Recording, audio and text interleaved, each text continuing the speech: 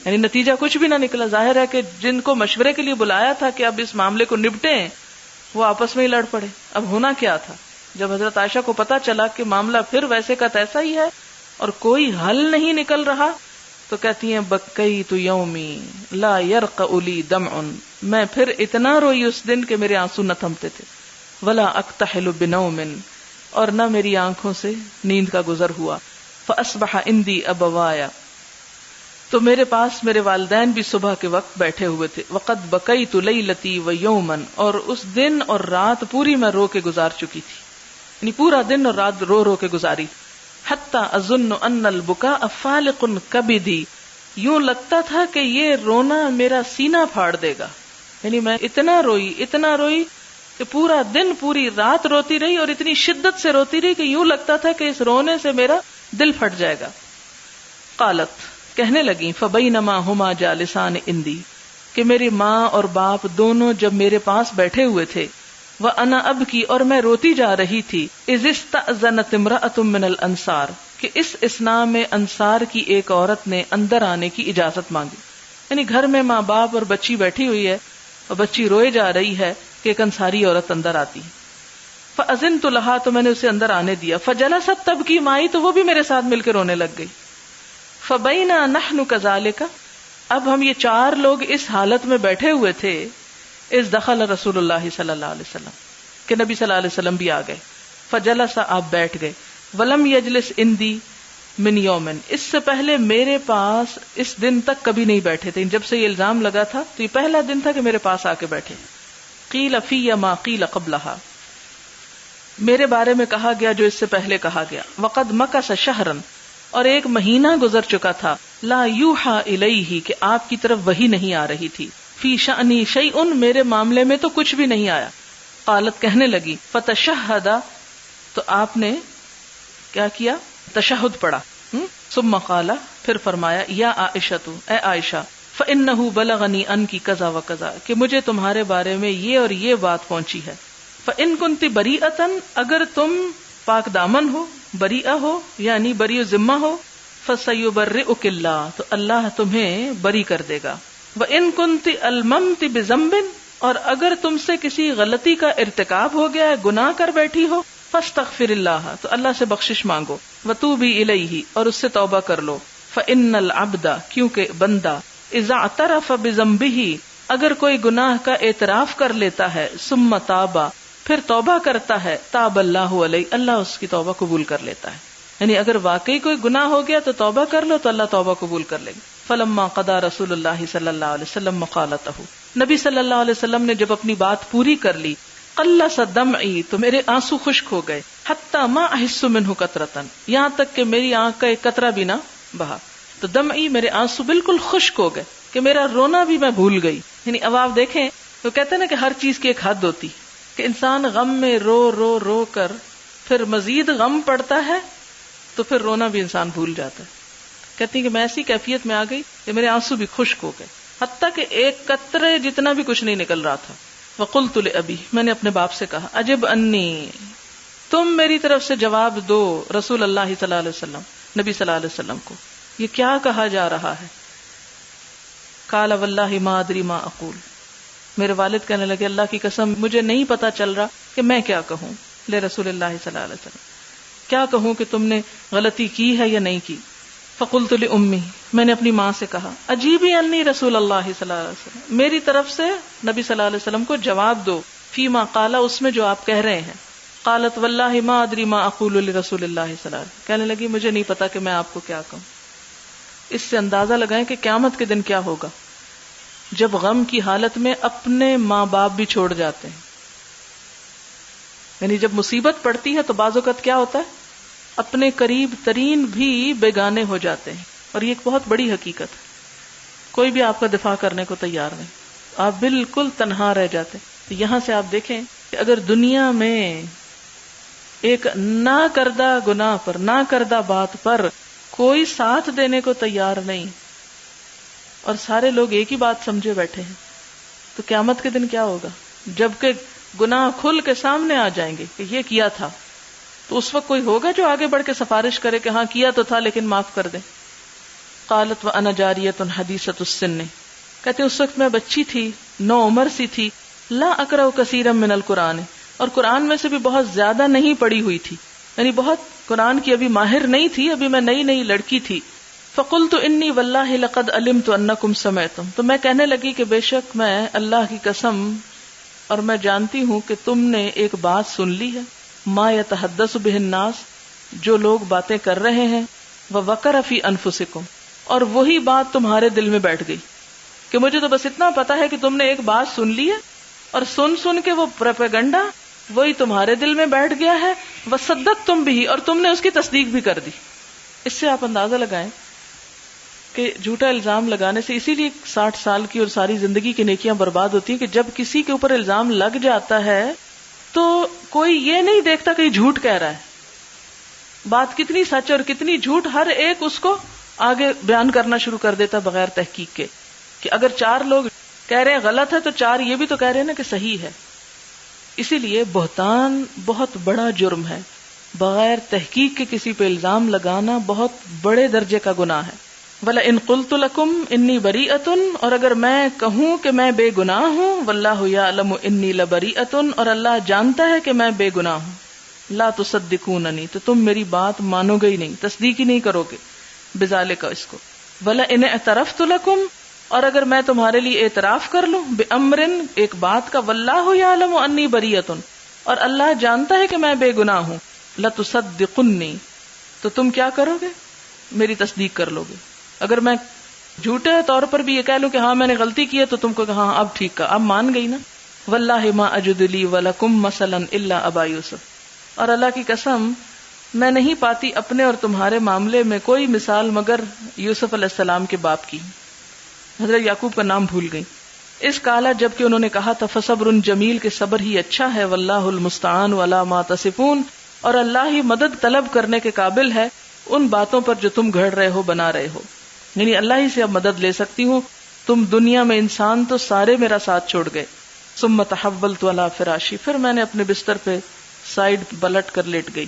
تحولت یعنی منہ پھیر لیا، علی فراشی اپنے بستر پر، یعنی لیٹے لیٹے میں نے اپنی گردن دوسری طرف موڑ لی.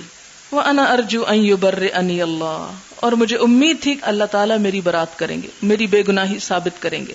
وَلَكِنْ وَاللَّهِ مَا ظَنَنْتُ، لیکن اللہ کی قسم میں یہ نہیں سمجھتی تھی، ان ينزل فی شأنی وحیا، کہ میرے معاملے میں وحی اترے گی. ولا انا احقر فی نفسی، اور میں اپنے آپ کو اپنے دل میں حقیر سمجھتی تھی، من ان یتکلم بالقرآن، کہ میرے بارے میں قرآن کلام کرے گا، یعنی میرے حق میں قرآن میں وحی ہوگی اور وہ ساری ہمیشہ ہمیشہ پڑھی جائے گی. فی امری، میرے معاملے میں. ولکنی کنت ارجو، بس میں تو اتنی امید رکھتی تھی، ان یرا رسول اللہ صلی اللہ علیہ وسلم فی النوم رؤیا، کہ نبی صلی اللہ علیہ وسلم خواب میں کچھ دیکھ لیں گے، یبرئنی اللہ، کہ جس میں اللہ تعالیٰ مجھے بے گناہ کر دیں گے، یعنی ثابت کر دیں گے. فواللہ ما رام مجلسہ، تو اللہ کی قسم ابھی آپ اپنی جگہ سے سرکے بھی نہ تھے، ہلے بھی نہ تھے. ولا خرج احد، اور ان سب لوگوں میں سے کوئی اٹھا بھی نہ تھا، من اہل البیت، گھر والوں میں سے، حتی انزل علیہ، یہاں تک کہ آپ پہ وحی نازل ہونے لگی. فأخذہ ما کان یأخذہ، تو پکڑ لیا آپ کو اس چیز نے جو آپ کو پکڑ لیا کرتی تھی، یعنی وہ خاص حالت طاری ہو گئی. من البرحاء، پسینے میں سے، حتی انہ لیتحدر منہ، یہاں تک کہ البتہ گر رہا تھا. انحدار ہوتا نا اوپر سے نیچے آنا. منہ، آپ صلی اللہ علیہ وسلم سے، مثل الجمان، موتیوں کی طرح، یعنی موتیوں کی طرح پسینے کے قطرے آپ سے ٹپکنے لگے. من العرق، پسینے میں سے، فی یوم شات، سردی کے دن میں، یعنی ٹھنڈک کے دن میں بھی آپ کی پیشانی سے پسینے کے قطرے ٹپکتے تھے. وہی والی حالت طاری ہو گئی. فلما سری عن رسول اللہ صلی اللہ علیہ وسلم، تو جب نبی صلی اللہ علیہ وسلم سے وحی کی حالت منقطع ہوئی، وہو یضحک، تو وہ خوش ہو رہے تھے، ہنس رہے تھے. یعنی جو ہی وحی منقطع ہوئی، آپ کی حالت بدلی تو آپ اس وقت ہنس رہے تھے. فکان اول کلمۃ تکلم بہا، تو پہلی بات جو آپ نے فرمائی، ان قال لی، تو کہا مجھ کو، یا عائشہ، اے عائشہ، احمد اللہ، اللہ کی تعریف کرو، فقد برأک اللہ، اللہ نے تم کو بے گناہ ثابت کر دیا، یعنی اللہ نے تمہاری پاکی بیان کر دی. فقالت لی امی، تو میری ماں کہنے لگی، قومی، اٹھو، الی رسول اللہ صلی اللہ علیہ وسلم، نبی صلی اللہ علیہ وسلم کے پاس. یعنی آپ کی طرف اٹھ کے کھڑی ہو. فقلت لا، میں نے کہا نہیں، واللہ اللہ کی قسم، لا اقوم الیہ، میں آپ کی طرف سامنے نہیں کھڑی ہوں گی، یعنی شکریہ ادا نہیں کروں گی. ولا احمد الا اللہ، اور اللہ کے سوا کسی کا شکر ادا نہیں کروں گی. فانزل اللہ تعالی، اور یہ کیوں کہہ رہی تھی؟ اس لیے کہ تم لوگوں نے تو یعنی میرے بارے میں کوئی کلمہ خیر کہا ہی نہیں کہ میری تصدیق کی ہو، میری سچائی کی. تو اللہ تعالیٰ نے یہ آیات نازل کی، ان الذین جاؤوا بالافک عصبۃ منکم، کہ جو لوگ یہ بہتان گھڑ لائے ہیں وہ تمہارا ہی ایک ٹولہ ہے. الآیات، یہ ساری آیات، یہ 10 آیات اتری تھی. فلما انزل اللہ ھذا فی براءتی، جب اللہ تعالیٰ نے میری برات میں یہ آیات نازل فرمائی. وکان ابو بکر الصدیق رضی اللہ عنہ، تو حضرت ابو بکر صدیق رضی اللہ تعالیٰ عنہ جو تھے، وکان ينفق علی مصطح بن اساسہ، تو وہ مصطح بن اساسہ پر خرچ کیا کرتے تھے. لقرابتہ منہ، ان کی قرابت داری کی وجہ سے. اس گروہ میں سے جو الزام لگانے والے تھے ان میں جو مصطح تھے وہ حضرت ابو بکر کے قریبی رشتہ دار تھے اور وہ ان کا وظیفہ مقرر کیے ہوئے تھے. واللہ لا انفق علی مصطح شیئا ابدا، حضرت ابو بکر یہ آیات سنتے ہی کہنے لگے، اللہ کی قسم آج کے بعد میں مصطح پر کچھ بھی خرچ نہیں کروں گا. بعد ما قال لعائشہ، اس کے بعد کہ جو اس نے عائشہ رضی اللہ تعالی عنہا کے بارے میں کہا. فانزل اللہ تعالی، تو اللہ تعالیٰ نے پھر یہ آیات اتاری. ولا یأتل اولو الفضل منکم والسعۃ، اور نہ قسم کھائیں فضل والے تم میں سے اور وسعت والے. الی قولہ واللہ غفور رحیم، یعنی آیت کے آخر تک. اور وہ آپ سورۃ نور میں پڑھ چکے ہیں کہ آیت کیا اتری تھی کہ اہل فضل و وسعت قسم نہ کھائیں کہ رشتہ داروں اور مہاجرین اور مسافر لوگوں کو نہ دیں گے. الا تحبون ان یغفر اللہ لکم، کیا تم نہیں چاہتے کہ اللہ تعالیٰ تمہیں بخش دے؟ تو اسی وقت حضرت ابو بکر نے کیا کیا؟ فقال ابو بکر بلا واللہ، کیوں نہیں اللہ کی قسم، انی لاحب ان یغفر اللہ لی، کہ میں پسند کرتا ہوں کہ اللہ تعالیٰ میری بخشش فرما دے. فرجع الی مصطح الذی کان یجری علیہ، انہوں نے لوٹا دیا مصطح کو وہ جو ان کو دیا کرتے تھے. وکان رسول اللہ صلی اللہ علیہ وسلم یسأل زینب بنت جحش عن امری، اس واقعے کے دوران یعنی واقعہ افک کے دوران حضور صلی اللہ علیہ وسلم پوچھا کرتے تھے میرے بارے میں زینب بنت جحش سے کہ عائشہ کے بارے میں تمہارا کیا خیال ہے. فقال، تو آپ کہتے ہیں یا زینب ما علمتی ما رأیتی، تو کیا سمجھتی ہے، تو نے کیا دیکھا ہے، یعنی ما علمتی ما رأیتی، کیا تو جانتی ہے جو تو دیکھتی ہے، یعنی حضرت عائشہ کے بارے میں کیا خیال ہے. فقالت یا رسول اللہ، تو حضرت زینب کہتی ہیں اللہ کے رسول صلی اللہ علیہ وسلم، احمی سمعی و بصری، میں حفاظت کرتی ہوں اپنے کان اور نگاہ کی، یعنی میں کوئی غلط بات نہیں کروں گی. واللہ ما علمت علیہا الا خیرا، اللہ کی قسم میں نے ان میں سوائے بھلائی کے کچھ نہیں دیکھا. قالت، کہتی ہیں حضرت عائشہ، وہی اللتی کانت تسامینی، کہ حضرت زینب ہی وہ واحد خاتون تھی کہ جن سے میرا مقابلہ رہتا تھا، کیونکہ یہ نوجوان تھیں، باقی سب ازواج مطہرات عمر رسیدہ تھیں. فعصمها اللہ بالورع، تو بچا لیا حضرت زینب کو اللہ نے ان کے تقوی کی وجہ سے، یعنی حضرت زینب کے اندر جو تقوی تھا اس تقوی کی وجہ سے اللہ نے ان کو غلط بات کرنے سے بچا لیا، ان کی حفاظت فرمائی. یعنی آپ خود سوچیں یہاں پر کہ وہ سوکن ہونے کی وجہ سے جو فیلنگز ایک خاص قسم کی ہوتی ہے وہ اپنی جگہ، لیکن اس کے باوجود بھی ان کا تقوی اور ان کی احتیاط آپ دیکھیں کہ پھر بھی وہ کوئی غلط بات اپنی زبان سے ایک دوسرے کے خلاف نہیں نکالتی تھی. یعنی غیبت یا بہتان تراشی بہت دور کی بات ہے. اس سے آپ ازواج مطہرات اسی لیے ان کو کہا جاتا ہے کا مقام آپ دیکھیں، اور ان کی یہ فضیلت کہ ان کو اللہ نے نبی کی بیوی ہونے کا شرف دیا اسی وجہ سے تھا. اور آپ دیکھیں کہ حضرت زینب کے اتنے تقوی کے باوجود ان کی حضرت زید سے نہیں بن سکی تھی، صرف کس وجہ سے؟ مزاج کے آپس میں نہ ملنے کی وجہ سے. قال وحدثنا فلیح عن ہشام بن عروہ عن عروہ عن عائشہ وعبداللہ بن الزبیر مثلہ. قال وحدثنا فلیح عن ربیع بن عبد الرحمن ویحیٰ بن سعید عن القاسم بن محمد بن ابی بکر مثلہ. یعنی یہ حدیث دوسری روایات دوسرے طریقے سے بھی روایت ہوئی ہے. تو اس ساری روایت سے یہ بات، چونکہ سورۃ نور کی آیات میں اور سورۃ احزاب میں اس پس منظر کو آپ اچھی طرح جانتے ہیں، اس لیے مزید وضاحت کی ضرورت نہیں. صرف ایک تبصرے کے طور پر ایک ہی جملہ کہوں گی کہ عورت کی عزت جو ہے وہ بہت نازک چیز ہے اور اس کی حفاظت بھی بہت ضروری ہے. بعض اوقات چھوٹی چھوٹی بے احتیاطیاں زندگی میں بڑے بڑے کرب، مصیبت اور تکلیف کا سبب بنتی ہیں.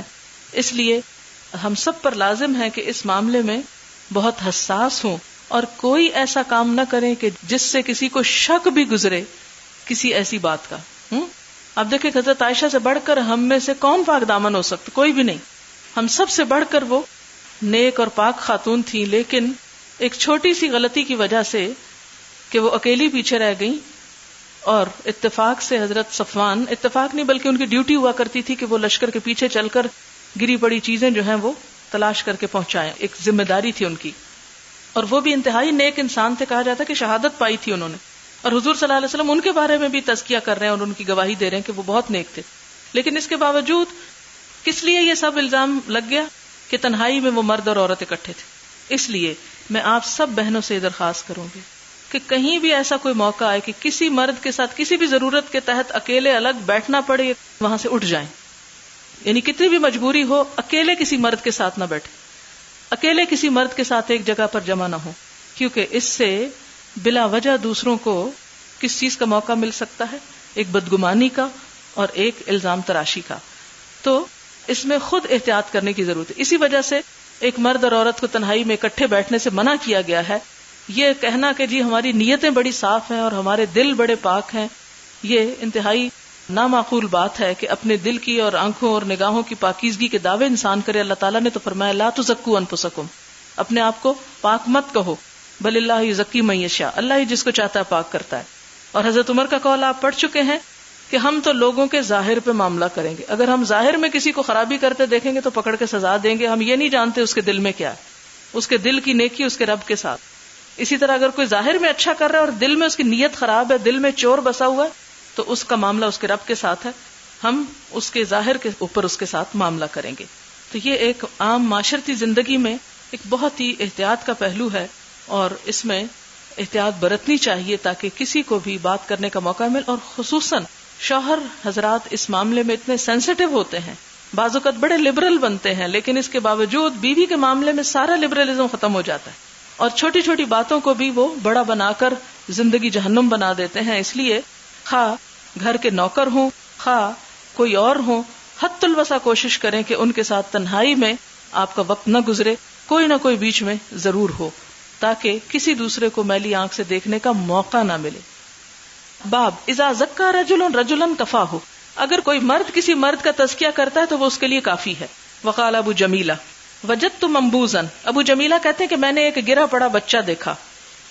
جیسے آج کل بھی آپ نے دیکھا ہوگا کہ کئی دفعہ گندگی کے ڈھیر پہ بچے جیتے جاگتے لوگ پھینک جاتے ہیں، اور کیوں پھینکتے ہیں؟ عموماً ولد الزنا، یا کوئی بھوک کے ڈر سے تنگ آ کے چھوڑ جاتا ہے کہ اچھا کوئی اور اٹھا کے پال لے، میں نہیں پال سکتا. ابو جمیلہ کہتے ہیں کہ میں نے ایک بچہ دیکھا کہ جو کیا تھا، ایسے گرا پڑا تھا. فلما رآنی عمر، جب مجھے عمر نے دیکھا کہ میں اس بچے کو اٹھا رہا ہوں، تو قال اصل غویر اب اسن، ایسا نہ ہو کہ یہ غار آفت کا ہو، مصیبت کا ہو، یعنی تم اسے ایسے ہی اٹھا رہے ہو، یہ نہ ہو کہ تمہاری ذمہ لگ جائے، کہ کوئی یہ نہ شک کرے کہ اسی کا تھا، یعنی تمہارے اوپر کوئی زنا کا شک نہ کرے، یہ مراد ہے. کأنہ یتہمنی، گویا کہ آپ مجھے الزام دے رہے ہیں، اتہام لگا رہے ہیں مجھے. قال اریفی، تو میرے نقیب نے کہا، انہ رجل صالح، کہ عمر یہ تو ایک نیک انسان ہے.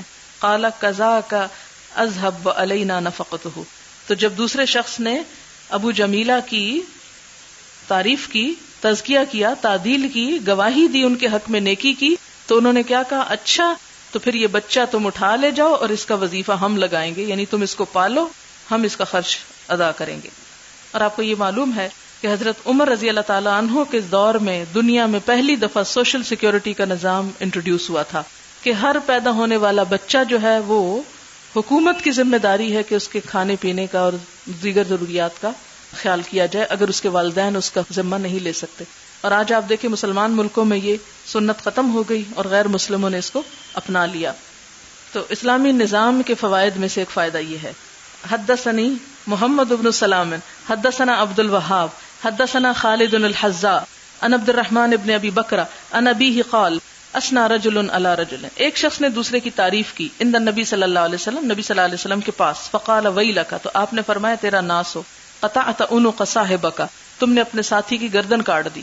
قطعت عنق صاحبک مرارا، بار بار آپ نے یہ کہا کہ تم نے اپنے بھائی کی گردن کاٹ دی. یہ کیوں فرمایا؟ ثم قال، پھر فرمایا من کان منکم مادحا، تم میں سے جو شخص تعریف کرنے والا ہو، اخاہ اپنے بھائی کی، لا محالہ طور پر، فلیقل، تو اسے چاہیے کہ کہے احسب فلانا، میں فلاں کے بارے میں ایسا گمان رکھتا ہوں، واللہ حسیبہ، اور اللہ اس کا حساب لینے والا ہے، ولا ازکی علی اللہ احدا، اور اللہ کے آگے میں کسی کو بے عیب نہیں سمجھتا یا نہیں کہتا، احسبہ کذا و کذا، میرا اس کے بارے میں ایسا اور ایسا گمان ہے، ان کان یعلم ذلک منہ، وہ ایسا اور ایسا ہے اگر اس کا حال وہ جانتا ہو تو۔ اس سے کیا پتہ چلتا ہے کہ اگر آپ کو کسی کا تزکیہ کرنا ہے، کسی کی تعریف کرنا ہے، ساتھ یہ الفاظ ضرور کہیں کہ میرے خیال میں وہ شخص بہت نیک ہے، خواہ وہ سامنے ہو یا پیٹھ پیچھے، لیکن یہ نہ کہے کہ میں اس کے بارے میں قسم کھا سکتا ہوں۔ آپ اپنے بارے میں نہیں کھا سکتے، کسی کے بارے میں کہاں کھا سکتے؟ یعنی کسی کی ایسی تعریف نہ کریں کہ جس سے وہ شخص بگڑ بیٹھے۔ یہ گردن کاٹنے کی بات یہ کہ تم اس کی ایسی تعریف کر رہے ہو کہ جس کی وجہ سے وہ کیا کر سکتا ہے، ایک بڑے گناہ میں مبتلا ہو سکتا ہے، نیکی چھوڑ کر برائی کی طرف، کہ نیکی کا سرٹیفکیٹ تو مل گیا، آپ جو چاہو کرو۔ تو ایسے موقع پہ کیا کرنا چاہیے؟ ہمیشہ کہنا چاہیے کہ میں اس کے بارے میں بہت اچھی رائے رکھتا ہوں، میں اس کے بہت اچھا سمجھتا ہوں، اور اصل حال تو اللہ ہی کو معلوم ہے۔ باب یکرہ من الاتناب فی المدح، مدح اور تعریف میں مبالغہ کرنے کو مکروہ سمجھا جاتا ہے۔ یعنی اس کا یہ مطلب نہیں کہ اب آپ دیکھیں تین ہمارے پاس باتیں آ گئی۔ ایک حضرت عمر کا واقعہ کہ جس میں ایک شخص نے دوسرے کی تعریف کی، تو حضرت عمر نے اس تعریف کی بنا پر فیصلہ کر دیا، یہ نہیں کہا کہ کیوں تم نے تعریف کی اس کے سامنے۔ اس سے پتہ چلتا ہے کہ دوسرے کی تعریف اس کے سامنے تو کی جا سکتی ہے، لیکن ایسے انداز میں نہیں کہ جس میں دوسرے کا بگاڑ مقصود ہو یا بگڑنا مد نظر ہو یا احتمال ہو۔ اور تیسری بات کیا پتہ چلی کہ ہم تعریف تو کر سکتے ہیں لیکن اس میں مبالغہ آرائی نہیں کرنی چاہیے، بس اتنی ہی کریں جتنی آپ جانتے ہیں، حد سے زیادہ نہ کریں، کیونکہ حد سے زیادہ کی تعریف کو منع کیا گیا، اسے صاحب تعریف کے حق میں نقصان دہ سمجھا گیا۔ حدثنا محمد بن الصباح حدثنا اسماعیل بن زکریا حدثنی برید بن عبداللہ عن ابی بردہ عن ابی موسیٰ رضی اللہ عنہ قال سمع النبی صلی اللہ علیہ وسلم رجلا یثنی علی رجل ویطریہ فی مدحہ، نبی صلی اللہ علیہ وسلم نے سنا کہ ایک شخص دوسرے شخص کی تعریف کر رہا ہے اور اس کی تعریف میں بہت مبالغہ آرائی کر رہا ہے۔ یطری، اطراء کہتا ہے مبالغہ آرائی کو، فی مدحہ، اس کی تعریف میں، فقال اہلکتم، تم نے اسے ہلاک کر دیا، او قطعتم ظہر الرجل، یا اس شخص کی پیٹھ توڑ ڈالی، یعنی اتنی زیادہ تعریف کی کہ اس کے اندر غرور و تکبر پیدا ہونے کا اندیشہ ہے۔ اسی طرح آپ دیکھیں کہ بچوں کی بھی تعریف کریں لیکن حدود کے اندر، جتنا انہوں نے کام کیا ہے اس سے بڑھ کر نہیں، تاکہ وہ جھوٹ کے اور جھوٹی تعریفوں کے عادی نہ ہو جائے۔ اور یہ بھی نہیں کہ آپ ان کو ڈسکریج کریں، یا یہ بھی نہیں کہ آپ تعریف کریں ہی نہ، کیونکہ عموماً جب لوگ یہ حدیث پڑھتے ہیں تو یہ سمجھتے کہ کسی کی تعریف حرام ہے، کر ہی نہیں سکتے۔ نہیں، کر سکتے ہیں لیکن مناسب انداز میں، حدود کے اندر رہتے ہوئے، دوسرے کی حوصلہ افزائی کے لیے، نہ کہ اس کو نقصان پہنچانے کو۔ یعنی اس معاملے میں اعتدال ضروری ہے۔